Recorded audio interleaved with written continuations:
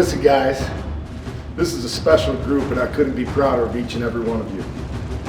Don't ever forget where you came from and don't ever forget where you're going.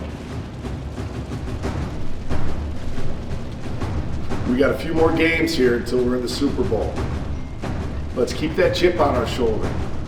Let's prove all those naysayers wrong and go out there and win that Lombardi Trophy. Go Lions!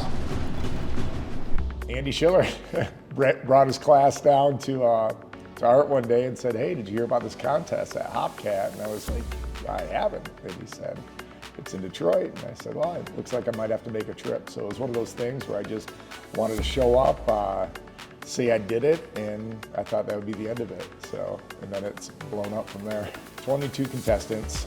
They narrowed it down to 5.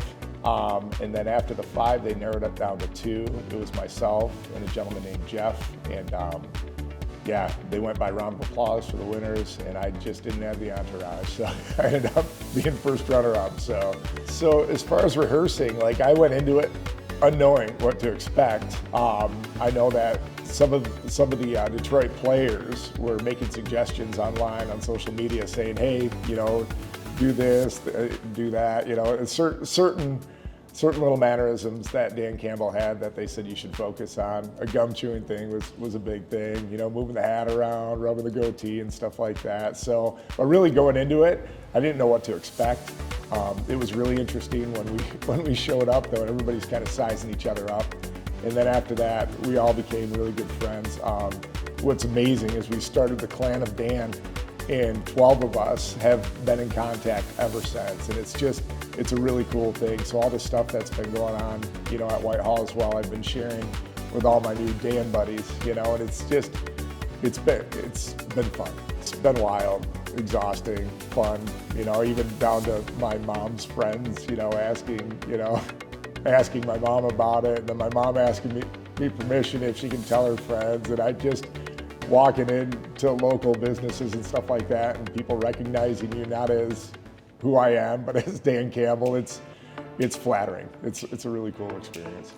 So my journey as a Lions fan, I've been a committed Lions fan, and I'm not a fair weather fan. I keep the TV on right to the bitter end, you know.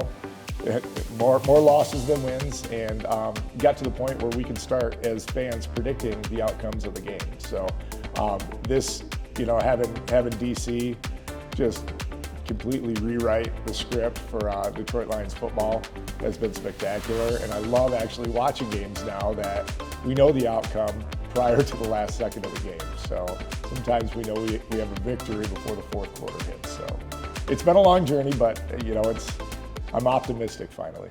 You know, I'm at the tail end of my career.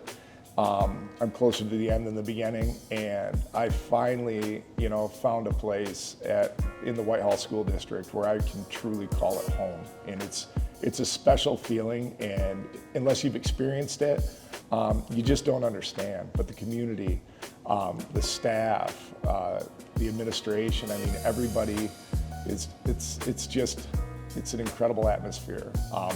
My first trip up here to check out the school and everything, I had low tire pressure, and a gentleman at Wesco offered to have me bring my car into his shop and air my tires up for me. And I had a conversation with him, and I said, "You got good people up here in Whitehall." And his comment to me was, "That's why I'm still here."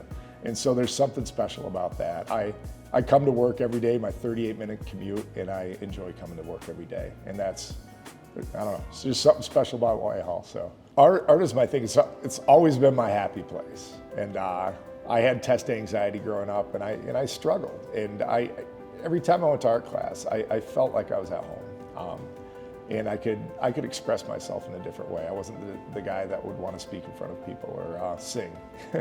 And so for me, I could do that through my artwork, and it was a form of expression. I had wonderful mentors and teachers along the way that really helped me mold myself into the person I am today. And that had a lot to do with it along the way.